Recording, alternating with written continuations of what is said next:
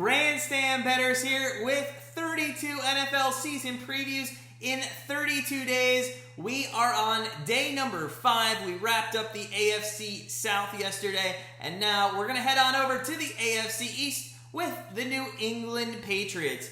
Guys, as always, make sure you hit that subscribe button. You don't want to miss any of our team previews or our free picks and predictions throughout the year.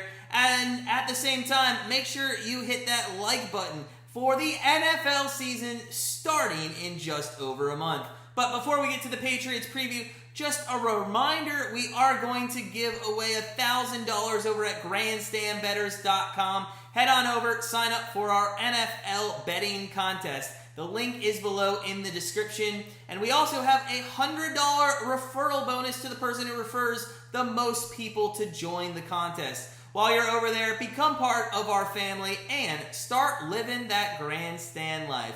Without further ado, let's dive into the New England Patriots. And as we do so, we need to look back at their 2020 campaign. And in all honesty, the New England Patriots were not great last year. I don't know if it was because a certain gentleman named Tom Brady wasn't there, but they ended up finishing with a 7-9 record last season, missing the playoffs for the first time since 2008.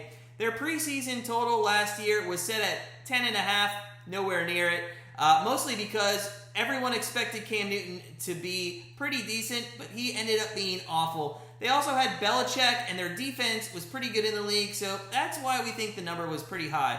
Obviously, when they didn't hit the 11 wins, it was due to the poor performance of Cam Newton and a young and not very talented wide receiver group, and just an inability to close out close games last year. Despite blowout losses by the Bills, 49ers, Rams, the Patriots did play close games with Ravens, Texans, Dolphins, and Broncos, each of which were winnable, and if they had gone the Patriots' way, they probably would have maybe ended up in the playoffs last year. However, as we mentioned before, the Patriots just could not move the football down the field consistently, and that was their biggest need. So, this kind of translated them into being 27th in both yards per game and points per game.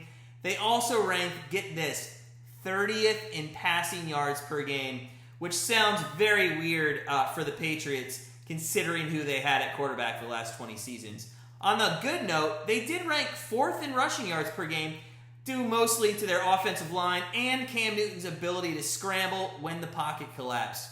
The Patriots also had a very inexperienced wide receiver group, which contributed to low passing yards during the season, but Belichick made sure that was a priority in the offseason. Before we get to those offseason moves, looking at their defense from last year, they ranked top 10 for their pass defense, which was no surprise to anybody. They only gave up 353 points last season, which was good enough for 7th in the league. And this was largely due to their red zone defense and the ability to force turnovers. But where they really struggled was their run defense. They ranked 26th in the league, giving up 131 yards per game. The Patriots did have a lot of key players opt out last season due to COVID, which did result into many players taking bigger roles that they were used to. This certainly translated on the stat sheet. Their front seven are surely going through a major reorganization on the defensive end, defensive front. And if the Patriots are going to produce a winning season again this year, that's going to have to be a priority. Now, as everybody heard, Belichick went crazy when free agency started. The first thing he targeted was getting Cam Newton some weapons to make the passing game a little more dangerous, which would hopefully force opponents and linebackers to play a little bit farther back, giving them more chances to feed Damian Harris, who had a phenomenal season last year. The Patriots signed Nelson Aguilar from the Raiders, Jonnu Smith from the Titans, and a huge pickup with Hunter Henry from the Chargers. All three are viable options as downfield threats for the Patriots this year. Their offensive line was also an A+, as they have been since they were tasked with protecting Brady for all those years. With a revamped passing game and Damian Harris with another year under his belt, this offense should be able to put the pieces together and really make some noise this year. Now, defensively, the Patriots reacquired Kyle Van Noy from the Dolphins, who should be one of the leaders of this unit again, and a few other linebackers, edge rushers to help fix a broken front seven. One notable loss, though, for the Patriots in free agency this season was Jason McCourtney, and they did not select a cornerback in the draft. So it's going to be interesting to see who they will have fill this spot this season and how well they'll actually be able to perform. Hey, speaking of the draft, we can't forget about drafting Mac Jones. Despite falling to the 5th quarterback selected in the draft, he's still a very well-rounded player and should serve perfectly as Cam's backup and fit right in with the Patriots' future. If Cam Newton struggles this year like he did last year, we can see the transition to Mac Jones around the middle of the season or maybe even before.